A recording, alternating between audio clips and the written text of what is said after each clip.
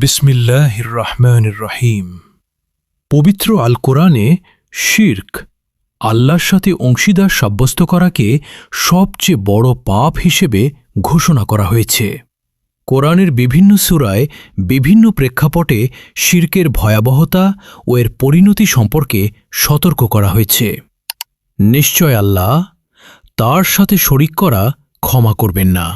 এটা ছাড়া অন্য সব যাকে ইচ্ছে মাপ করবেন, এবং যে আল্লাহর সাথে শরিক করল সে এক মহা অপবাদ আরোপ করল। সূরা আন-নিসা, সূরা নম্বর 4, আয়াত নম্বর 48। নিশ্চয় আল্লাহ তার সঙ্গে শরিক করাকে ক্ষমা করেন না। এছাড়া অন্য সব যাকে ইচ্ছে মাপ করেন, এবং যে ব্যক্তি আল্লাহর সঙ্গে শরিক করে সে চরমভাবে গোমরাহিতে পতিত হল। সূরা আন-নিসা, সূরা নম্বর 4, আয়াত নম্বর 116। স্মরণ করো যখন লুকমান তার ছেলেকে নসিহত করে বলেছিল, হে বৎস, আল্লাহর সাথে কোনো কিছুকে শিরিক করো না। শিরিক হচ্ছে অবশ্যই বিরাট জুলুম। সূরা লুকমান, সূরা নম্বর 31, আয়াত নম্বর 13। তারা অবশ্যই কুফরি করেছে যারা বলে মারিয়াম পুত্র মাসিহুই হচ্ছেন আল্লাহ। মাসিহ তো বলেছিল, হে বনি ইসরাইল, তোমরা আল্লাহর ইবাদাত করো, যিনি আমার প্রতিপালক এবং তোমাদেরও প্রতিপালক। যে ব্যক্তি আল্লাহর সঙ্গে অংশী স্থাপন করে তার জন্য আল্লাহ অবশ্যই জান্নাত হারাম করে দিয়েছেন, আর তার আবাস হল জাহান্নাম। জলিমদের জন্য কোনো সাহায্যকারী নেই। সূরা আল মাইদা, সূরা নম্বর 5, আয়াত নম্বর 72। এ হচ্ছে আল্লাহর হিদায়াত। তিনি তার বান্দাহুদেরকে থেকে যাকে ইচ্ছে হিদায়াত করেন। তারা যদি শিরিক করত তবে তাদের সব কৃতকর্ম বিনষ্ট হয়ে যেত।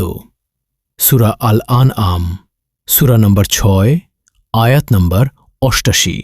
কিন্তু তোমার কাছে আর তোমাদের পূর্ববর্তীদের কাছে ওয়াহি করা হয়েছে যে তুমি যদি আল্লাহ শরিক স্থির করো তাহলে তোমার কর্ম অবশ্যই নিষ্ফল হয়ে যাবে, আর তুমি অবশ্যই ক্ষতিগ্রস্তদের অন্তর্ভুক্ত হবে। সূরা আজ-জুমার, সূরা নম্বর 39, আয়াত নম্বর 65। বলো, আমার প্রতিপালক অবশ্যই প্রকাশ্য ও গোপন অশ্লীলতা, পাপ, অন্যায়, বিরোধিতা, আল্লাহর অংশীদার স্থির করা, যে ব্যাপারে তিনি কোনো প্রমাণ নাজিল করেননি, আর আল্লাহ সম্পর্কে তোমাদের অজ্ঞতাপ্রসূত কথাবার্তা নিষিদ্ধ করে দিয়েছেন। সূরা আল আরাফ, সূরা নম্বর 7, আয়াত নম্বর 33। আল্লাহই হলেন একমাত্র রক্ষাকর্তা।